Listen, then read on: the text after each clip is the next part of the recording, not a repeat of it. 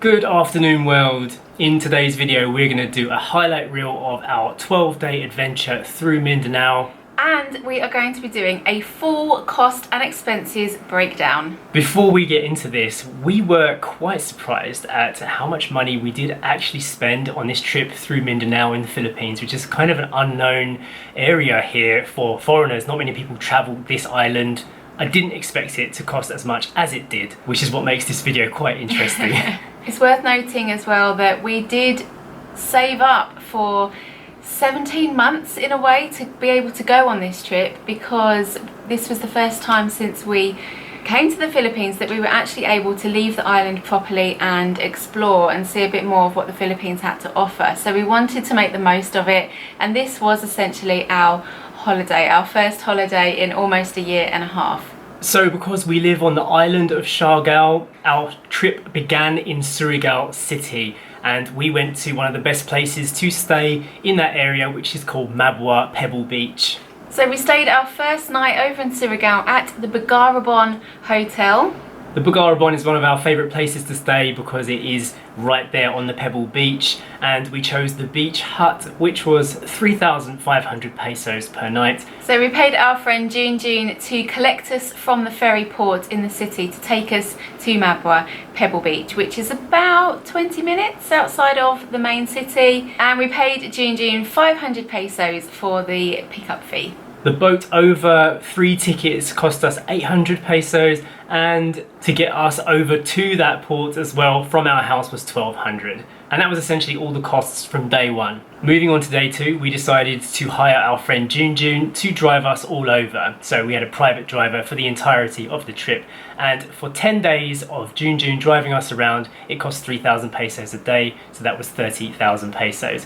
We also decided that we were going to give a 10% tip, which we didn't tell him about till the end, so we ended up spending 33,000 pesos for our driver. So June wasn't just a random driver that we found, he's actually a friend and a tour guide as well, and it was really great to have him with us on the trip and not have to worry about where we were actually going, because June knows all the areas over there, he lives over there and he's been to them, a lot of the places that we went to, quite often on his other tours that he has done. He also acted as a bit of a translator for us, or any checkpoints that we came across, he was dealing with them. We didn't have to worry about anything, so that alone justified the cost.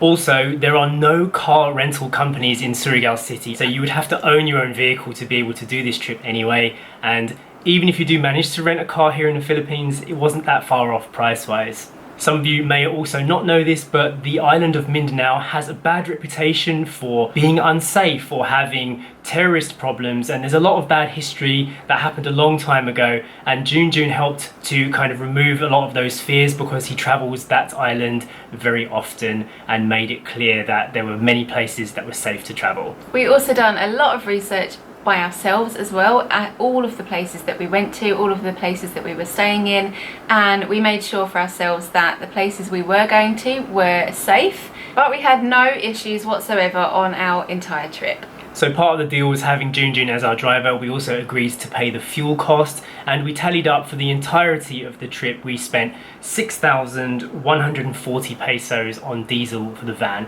It was a new van and it was quite economical, and we got everywhere without any issues. On top of that, we also agreed to pay for June's expenses like his lunches and dinners, but actually it didn't work out to a lot, only 525 pesos for the entire time, because a lot of the time we were either sharing meals, or he had a family member to stay with, or he would sleep in his van, and we didn't actually have to hand over like any extra for accommodation or anything like that. At the end of our second day traveling, we arrived in Butuan city. We checked into a nice hotel that June recommended called Dotties place. The total price for 2 nights staying there was 3,900 pesos, and we ordered pizza for both nights that we were there with Food Panda, and it cost 890 pesos on the first night, 750 on the second. That was a total of 4 pizzas. And it kind of rivals Western prices, I think, but it was because of the places we decided to order the pizzas from. The next leg of our trip was one of the most exciting parts, because we got to go and see the Enchanted River,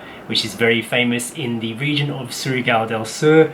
and was one of the main reasons why we wanted to travel around Mindanao in the first place. It is a beautiful river with bright blue water. And it is an area that we had been wanting to go to for quite a while. We'd seen lots of pictures of it and Instagram posts and things like that, and we were really excited to go there. The Enchanted River entrance fee was only 100 pesos for our whole family, which is very cheap. And what we didn't know at the time was we were about to embark on a secret boat tour. Yeah, when we got there we just thought the Enchanted River was just that, the Enchanted River. But you can actually go on a boat tour to other islands and little beaches and secret coves and things like that, and we had no idea that you could do that there.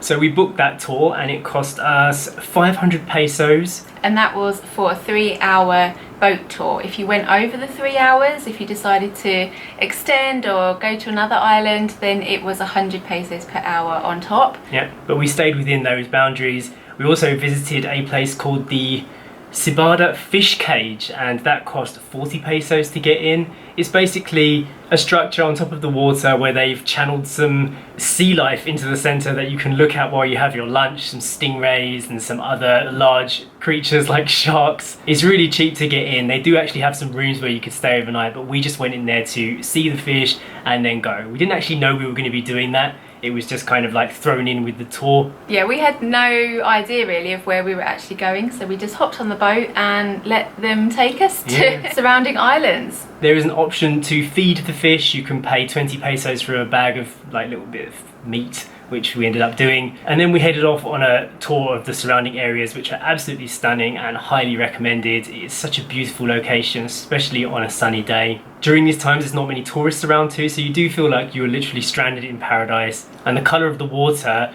that you see in the Enchanted River comes all the way out to the sea as well, and it's quite spectacular and worth seeing. The last island that we went to was called the Enchanted Rock Island Resort, which is a resort in the middle of nowhere. Yeah. And it was more of a lunch stop. They have a seafood restaurant there. We got some pasta there.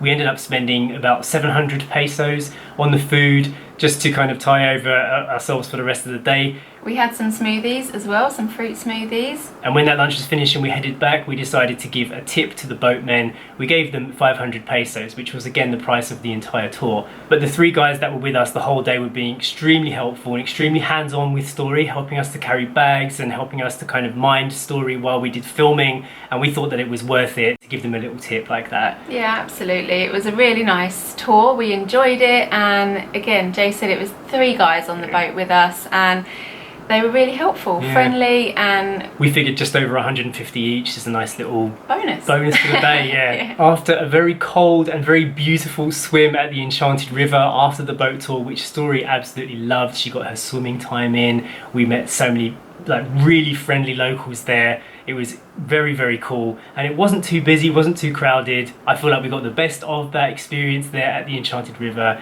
We headed home and we went via a place called the Bogac Cold Springs. It was a very local hangout, and it was basically just like another place to dip your body after a long day. You know, there was lots of people enjoying the cold water, the clean water, having barbecues in a very local town in an area of Mindanao that we probably would have never even stopped at had we not been with our driver Junjun, who knew the area very well. So while we were still in Butuan on our second day there, we went to the Manlangit Viewpoint, which was pretty much brand new when we were there. It had just opened, I think, previously the month before. The entrance fee to get in was quite pricey, 250 pesos per person. So we paid 750 for the family. One of the main attractions at the Viewpoint was a horse ride. You could actually ride a horse there. We didn't do that, but we did actually pay 50 pesos for Story to have her picture taken with the horse. Yeah, the horse was kind of brought over to us, and they were like, go on, take a picture. So we were like, okay, quickly. Yeah. It was a hot day. We didn't really want the horse to have to go for a ride. Yeah, it was very hot. Very too hot for the horse to ride. So we just took a quick photo op with Story. Very cheap, 50 pesos to do that, and then we put her back in the shade. Yeah. After that, we did have a really nice lunch in the cafe there. We had a really nice fruit platter, a salad, and some French fries and some smoothies. And the total for our lunch there was 1,200 pesos. during our whole time in Manlangit, there was a guy on an electric tricycle that was kind of guiding us around and helping us get from place to place, and he was really friendly, and we ended up giving him a 100 peso tip when we left. And then that was our time in Butuan over. It was moving on to the next day. The next journey brought us to a beautiful, stunningly beautiful area of Claveria, where we found Don Narciso Cafe. It was just amazing. Yeah. We had dinner there. We arrived quite late in the day, so it was actually sunsetting time when we got there. We had dinner, which cost us 750 pesos. It was an incredible restaurant, very high standard. The vegetables there were grown on site, and they even had a coffee roastery and lab upstairs that we discovered later in our trip. But really the selling point was the view. Absolutely stunning. It felt like we were in a different country altogether, having lived on SIARGAO Island for so long now. Yes, absolutely. Just the mountains and the 360-degree beauty. It was just so different for us to see, which made it even better. Just down the road from the cafe was where we stayed, called Jila's Smallville. Now this is probably one of the much more basic options that we stayed in on our trip. It was a very basic accommodation, just a standard A-frame building without a toilet. There was a tent set up already for June to stay in, which cost 250 pesos for the night. Our stay there for our room and our food was 2,000 pesos for the night. That included the breakfast, which was also really nice. Yeah. And I do think that staying there, even though it was one of the more basic places that we did stay in, that is one of the ones that will stay with us, the memories, and that's one that we'll talk about for quite a while to come. Yeah, I think the accommodation was very simple for 2,000 pesos, but the view was incredible, and the experience was incredible as well. They are doing some renovations on the place as well, so it might change in the future, but we can say we really enjoyed that stay there. It was in an area that you probably would never have even thought to go through. Yeah. And I would stay there again. Yeah. The following day, as we were leaving the beautiful area of Claveria, we stopped at a fruit stand and bought a load of fruits, and that came to about 540 pesos. That included some exotic fruits like dragon fruit, which was grown in the area, so we thought it was a nice little takeaway, a souvenir from the mountains as we continued our journey. We stopped for lunch at a carindera, and it was a nice lunch. Yeah. We had lunch, all four of us, for 270 pesos, which is very cheap. A carindera is like a local canteen. They have all types of food there, but they had lots of options there for people who only eat plants like us. And it was extremely delicious, lovely local food. That same day we travelled very far to Iligan city, which is like the city of waterfalls, and we had no accommodation booked and we had no clue where we were going to end up that night, but we did actually end up discovering a lovely gem of a place called Linaw River Resort, which was absolutely beautiful. They have individual swimming pools on every room, and I actually think the price was actually quite reasonable for what you get for your money. It was 4,390 pesos all in, including food, our dinner and our breakfast, our coffee, and the room for the night. It definitely was a really nice find. The setting is in the forest, on the river. You can hear the waterfall in the background, and it was really, really lovely, very relaxing, and I would stay there again. Yeah. Another highlight of our journey through, and very, very close to one of the area's most famous waterfalls, Tinago Falls, which we ended up walking to, and we wouldn't have been able to get access to this place had we not stayed at this hotel because it was closed because of some COVID rules. But the guide that took us down there was somebody who lived in the area, and we ended up paying him about 500 pesos to take us in special access, get us through the no trespassing door and down to one of the most beautiful waterfalls we've seen in a very, very long time. Yes, it was stunning, and we gave the guy a lovely tip because he carried Story pretty much halfway up the stairs. How many stairs? Hundreds of steps. And he carried her quite a way, and that alone, it was worth the money. She is quite heavy. After a few hours of driving, we ended up at Key Batahala Farms, which is in an area called Talakag on the west side of the Bukidnon mountain range. This was an area that even our driver hadn't actually been to before or explored in very much detail, but we had personally done our research and asked about the safety of the area and found out it was actually a little bit of a local gem. We booked the native farmhouse for 2 nights, and we made that booking via Airbnb, and the total cost for the 2 nights was 3,380 pesos. One good thing about staying on this farm is the family that lives and takes care of the place can cook you meals for breakfast, lunch and dinner.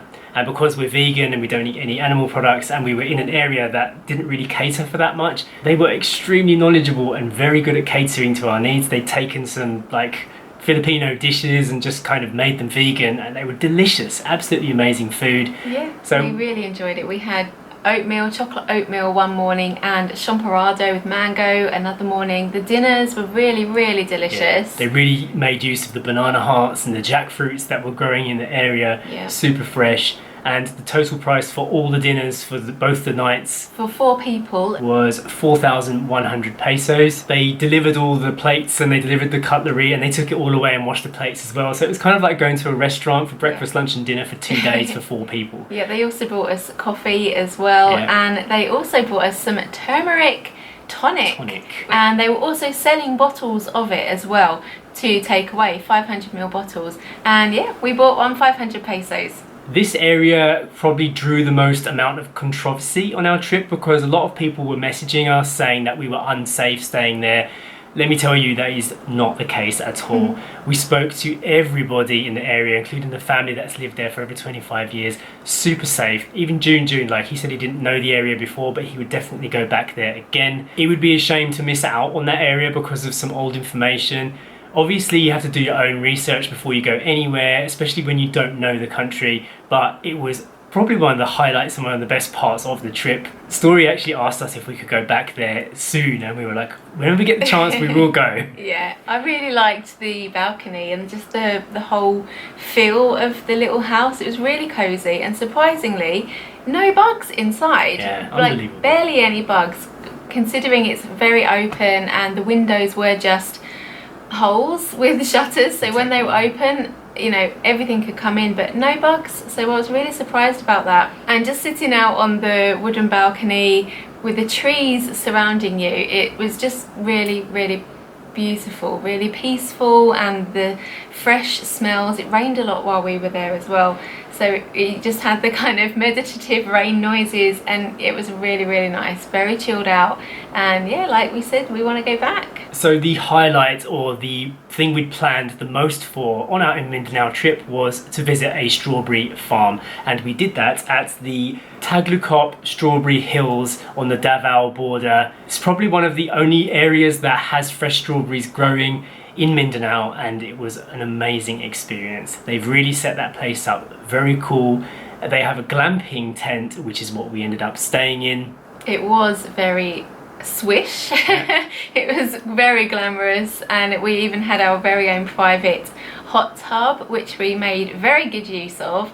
And yeah, again, it was a highlight. It was the pinnacle of the trip. It's what Story has wanted to do for a long time, and we just wanted to make that happen. And it was really good. It was really fun. Each of the tents had its own fire pit outside, which you could pay to have lit and have like marshmallows and just that kind of outdoor fire experience, which in the Philippines is quite rare because the climate is very hot and warm. So to get high enough altitudes to feel cool and cold and have a hot tub and have a burning fire with marshmallows was all part of the experience that they created up there. Yeah.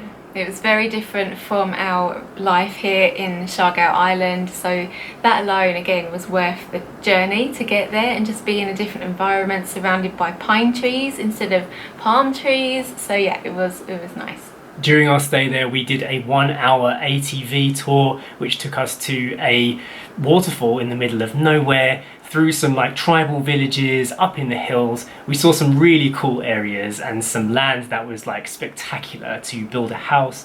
It was a fantastic location, so close to where we were staying. Also, again, another experience for June as well, who had been there many times but hadn't done that area before. He hadn't gone all the way into the mountains and seen that part. So doing it together was cool because somebody who lives on Mindanao, we were experiencing something new together. Back at the Strawberry Hills, the food was absolutely fantastic. They have a chef on site that can cater the meals to your dietary requirements. We told them that we don't eat animals and dairy products, and they made an amazing vegan spread for us every day for breakfast and for lunch and dinner. Yeah, it really was. It was probably some of the best food we had on the whole trip. And when you arrive, you get a welcome platter, you get strawberry juice. It's all included in the cost. The meals are on top of the cost, but like Jay just said, it was very, very good. Yeah. Brilliant portions, and just the breakfasts each morning were superb. Yeah. It must have been a bit of a challenge for them as well, because they probably never had vegan guests before, but the chef came to talk to us afterwards and said, how was your first day? Can I improve? And, you know, like the second day the food was a little bit different. So, you know, that kind of service is very good. The hospitality felt top notch. Yeah. And because of that, you do get a pretty hefty price tag. So, to stay at the strawberry farm for 2 nights, just the cost of the accommodation was 27,600. So that was just over 13,000 per night. So that is pricey, but we did say that that glamping tent was huge for what you get. And when you compare it to the West, to stay in a similar experience without a bathroom inside, without the fire pit, without the hospitality, you know, just camping in a field, was more money. So it felt like a lot at the time, but it actually was very reasonable. For our food expenses, everything that wasn't complimentary, and also for the 1-hour ATV tour through the mountains, it was 13,200 pesos. So we did say to each other that the total cost of those 2 nights was actually more than our monthly rent on SIARGAO. So we had to save up our money to pay for that. This isn't something that we could just readily afford easily. No. It was quite pricey, Yes. but I feel it was worth it, and I would recommend to other people, especially here in the Philippines, because it's unique here. It's very unique, and it's an experience, and that is what you're paying for. It's not your regular hotel that you go to. It's like a special occasion. It's somewhere that you can save up for and aim towards. That's exactly what we done. And it feels comfortable. Just because it's assigned the word glamping, which is glamorous camping, it doesn't mean you feel like you're getting less for your money. That igloo tent thing was very comfortable, didn't need any air conditioning, just like hot water, shower, everything you could possibly want from like a fancy hotel room, you get it there, plus the view and the environment too. So highly recommended. The one thing we did say to each other was that if you arrive outside of strawberry season, you won't get any strawberries, you know, like the strawberry picking experience, unless you speak to the staff and ask them, where can we do this? There is actually a guy that works on site, the guy who is part of the ATV tour, and he has a little strawberry farm nearby that you can go to and pick strawberries at. It wasn't like an official service of the place, but we went over there and Story picked a whole tub of strawberries for us to take on our journey, and we just gave the farm owner 500 pesos for the experience to be able to go in there and do that. On the day that we left the strawberry farm was pretty much just a travel day. We went to a place called Valencia City and just bought some lunch that cost 650 pesos. We went to a fruit stall in an area called Malay Balay, which was actually quite comprehensive. They had everything there, dragon fruits, exotic fruits, and we spent 670 pesos there. And we bought some banana bread from a local bakery, which cost us 40 pesos just before checking into a place called the Hidden Valley Agri Resort in Cagayan de Oro. Now this really was in a hidden valley. We would never have known it was there. It is on Google Maps, but this is somewhere that Jun recommended and some place that he has been multiple times before. We checked in just for the one night and the cost for that was 6,150 pesos. However, that very house that we stayed in could sleep up to 10 people, so it was a very popular place for families and events and for people to come together and split the cost. They have a swimming pool on site. I think each villa has access to or has a private pool. It's a very isolated area, very calm and quiet, even though it's only 20 minutes or so from Cagayan de Oro City, which is probably one of the biggest cities on the land of Mindanao. After spending the one night there, just refreshing before our journey back home, we stopped again at our favourite cafe, Don Narciso, up in Claveria, and we got their famous putumaya, which is a local dessert or kind of snack that has been kind of modernized by them with this ginger dressing, and the sauce was sticky rice. It's like a sticky rice with coconut and mango and ginger dressing. It was really nice. That was our breakfast that day, and we all had one. And some coffee. Story had some French fries as well. We had coffee and sequate for Jun, which is hot chocolate. And the cost for our breakfast that morning was 900 pesos. And that now brings us to our final 2 days on the island of Mindanao. We were back in Surigao City at this point, and we stayed at the Annex Hotel, which was 4,800 pesos for 2 nights there. This particular hotel is right by the port, so it's one of the perfect places to stay if you're on your way to SIARGAO Island, which of course we were to go back home. We made use of Food Panda again and ordered some pizza from Greenwich, which is a chain here, and the 2 pizzas came to 1,050 pesos. We spent 500 pesos on our breakfast the following morning, again ordering with Food Panda. We got some coffees delivered with some French sticks and some banana bread. And one of the unfortunate sides of travel during COVID is that you sometimes have to do antigen tests to get places. So we had to take 2 of them. The story wasn't required, and they were 1,200 pesos per person at a private clinic. The results were instant. They showed that we didn't have COVID and that we could get back on the boat and go home. The 3 boat tickets back from Surigao to SIARGAO Island was 800 pesos for me, Jane Story, to get back here to the island. And then we paid our local driver here, Joffrey, 1,200 pesos to get back home because we had no car left at the port this time. So that is the total cost of our 13-day adventure over to Mindanao, and the surprising and shocking total came to 132,435 Philippine pesos. Which in English money is £2,037.50. Or breaking it right down, it worked out to £156.75 per day. As much as it sounds like a lot of money, especially here in the Philippines, when you break down a vacation cost into £156 a day for the whole family, including paying for June to be in some of the adventures with us as well, because it was nice to have him there as a friend. Yep, and also most of the accommodations would sleep 4 people or plus, so you have to factor that in as well. So for a family of 4, the cost would pretty much be the same. If you had your own car, you could obviously reduce the cost down massively, and there were many options for places to stay as well, but we decided that we wanted to take one of the top rooms when we went to the strawberry farm because it was the strawberry farm experience, and you can save money in certain areas, in many of the areas on this trip, but that is how much we spent on the journey. So we hope you enjoyed that price breakdown. Of course, it does feel like a lot of money, but we feel like it was worth every peso spent. If you want to do your own trip into Mindanao and you want to go with June, who makes things a lot better, I have to say, all of his details will be down below in the description. We will also put links to all of the accommodations and areas that we stayed in, so you can go and check those out down below there. And don't be afraid to travel somewhere new. This whole trip was a completely new experience for us, but it was an eye-opener, and we will definitely be going back to Mindanao for more adventures. That is it from us right now. Until the next adventure, bye! Bye!